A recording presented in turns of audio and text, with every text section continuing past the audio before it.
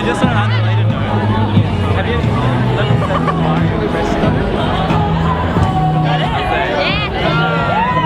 7 years since the rewrite of the Marriage Act, we're still campaigning. This is ridiculous that time after time we Melburnians have to come out here and fight for a basic civil right.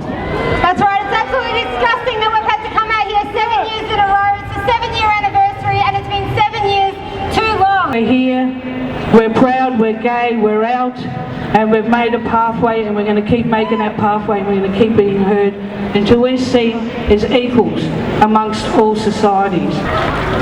In the beginning, everybody's got a creator. Some people call him God, some people call him Allah. We call him Bunjil, when he flew out over a vast plain of nothing and he created that world. And from that world he created nations. And from those nations he created countries. And from those countries he created people. That's why we say our land, our country, our mother. That's an affiliation with the land no one can take away. And I was doing this talk once at a Roman Catholic church, and this gentleman got up to me and he said, look, I believe in your Dreamtime story like the Bible, but he said, I believe in Adam and Eve. He said they were white. And I said, well, that explains everything. If they'd have been black, they would have said stuff the apple and ate the snake, and probably none of us would be here today fighting for basic human rights. My people welcome everybody in the community. We've got a lot of black gay people. We call each other blood and sisters. If you call yourself an Australian, then you're part of my culture. If you live in my country, you become a part of my extended family. You become my brothers and sisters. So on behalf of the Wurundjeri people, while we're here protesting for gay rights, let's protest for black rights too, and let's have a world where everybody's equal. Thank you. I'd like to acknowledge the traditional owners, and thanks very much for that really generous welcome.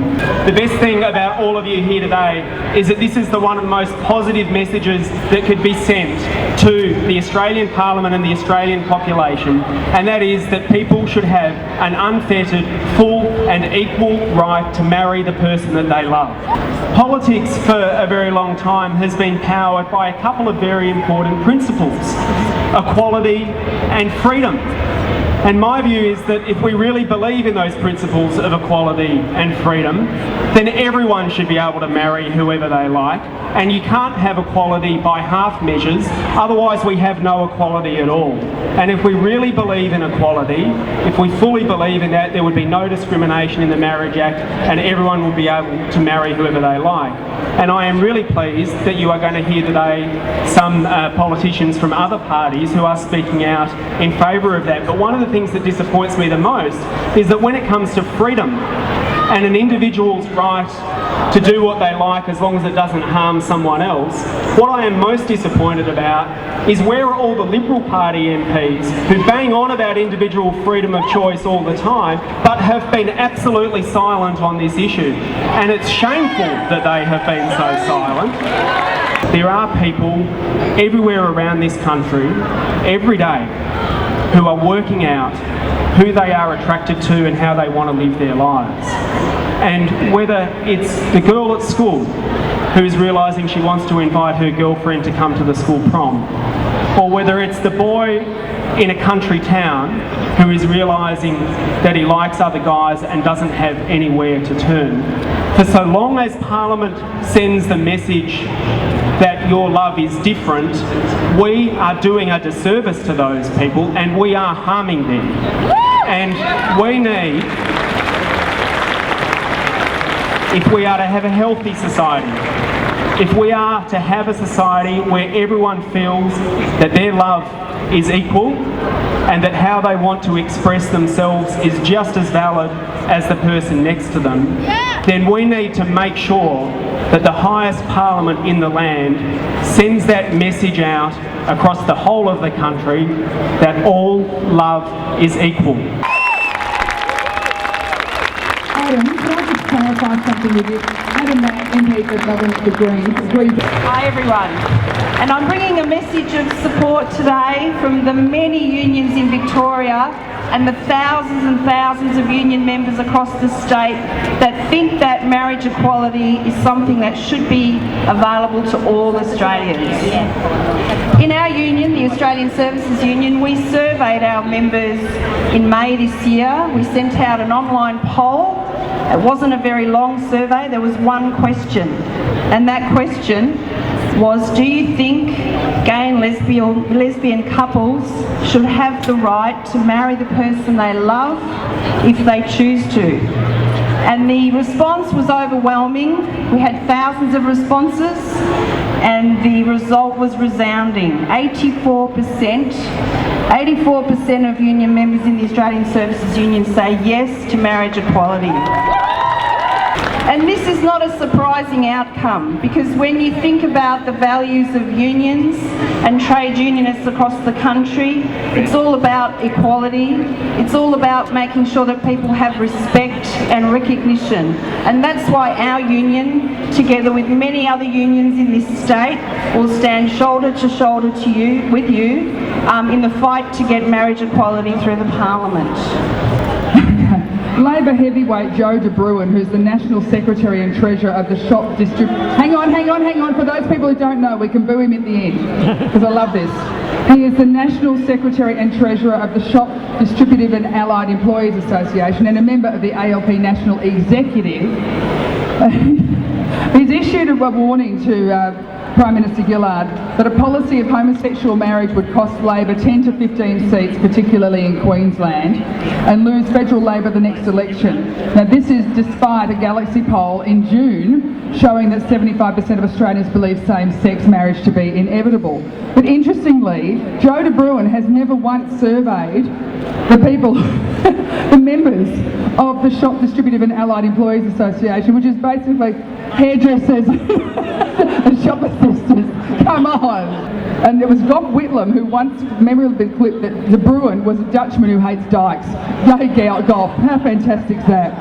I just want to tell very quickly a tale of two marriages, because as we know, as human beings, when you progress into adulthood and you take those first teetering steps towards independence, so much of us choose to exercise what is a fundamental and precious choice, to partner with someone on that journey, to find a soulmate, to have all the freedom, excitement, responsibility and obligation that entails. And for many of us, that day, the wedding day, is one of the greatest days of your life, and that was the case for me, surrounded by family and friends, signing documents and having the laws of this land respect my choice, give my choice dignity and celebrate that love. And yet my beautiful sisters-in-law a couple of years ago had the same beautiful ceremony with family and friends and laughter. But there were two major differences. One, the brides were a lot better looking than me. But second, the laws of this land, the society in which we were raised and which we will raise our children, did not give that ceremony the respect and the dignity and the celebration it so richly deserved. To deny all of our citizens that wonderful opportunity to celebrate their love, to have the legal consequences in the fullness and the richness come down upon them when they sign that document, to ensure that we do not have two tiers of people in this country, to ensure that we have genuine equality and that we feel and understand other people's desires and emotions and their demand for respect. There is a huge momentum for change. I have to say, ladies and gentlemen, the point of a rally is to make some noise, and you're very shy today. Let's ask a simple question. Make some noise if you believe in marriage equality!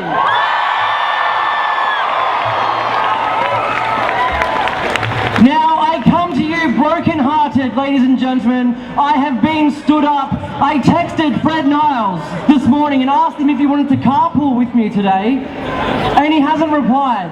So very rude and not very Christian. Now, to the people that don't support gay marriage, I do need to ask, what the hell are you afraid of? What do you think is going to change? 2.5 Men will still be on television. V8 supercars will still race. Andrew Bolt will still write his column, ladies and gentlemen. The only thing that will change is that gay people can get married, take over the world, and then eat your babies. Why is it that only straight people get to have a bucks night? Why is it that straight people only get to have a hens night? Why is it only straight people get to have a wedding and have their drunk, sleazy uncle crack onto their friends? Why is it only straight people that get to have a wedding reception that ends with everybody in a circle singing Living on a Prayer? That is a drunk mistake we all have the right to make. I will end on this. Today, tomorrow, until the day we get marriage equality in this country, we meet to make a promise to be loud and proud as possible, to make the country's politicians pull their heads out of their asses, grow up, shut up, wake up, and legalise same-sex marriage. Thank you! For having a child with your beloved, but Penny Wong, we need you to speak louder and prouder. Isn't that fantastic? Seriously, what recession? People might have seen the videos that have been flooding the internet of people, crying in the streets from happiness, of people, random strangers hugging each other. Well, if we want to see those same scenes here, we're going to have to fight for them. And while people celebrated in New York, what we got the next day, we had Julia Gillard come out to insist that in fact, in Australia, the Labor Party supports the majority, is supported by the majority of people and is truly representative of them. And in that Australia, quite clearly, isn't behind the times. Well, Gillard, Julia, quite clearly, the majority of people in Australia, we support marriage equality. The majority of people think that people shouldn't be discriminated against on the basis of who we choose to have relationships and who we spend our lives with. The majority of people think that 7 years of state-sanctioned, state-condoned discrimination is 7 years too many.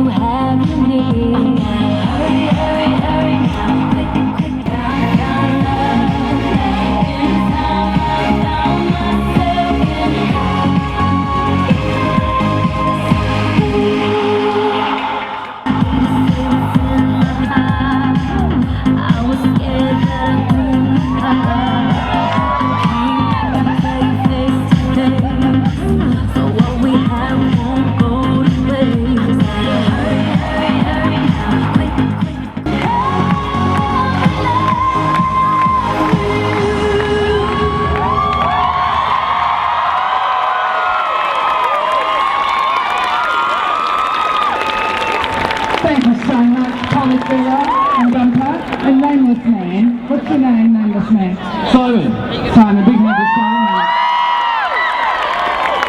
Typical drag queens, it's all about them and they don't notice the main dancer. Yeah. Thanks everybody for coming out. So what's happening now with the vows?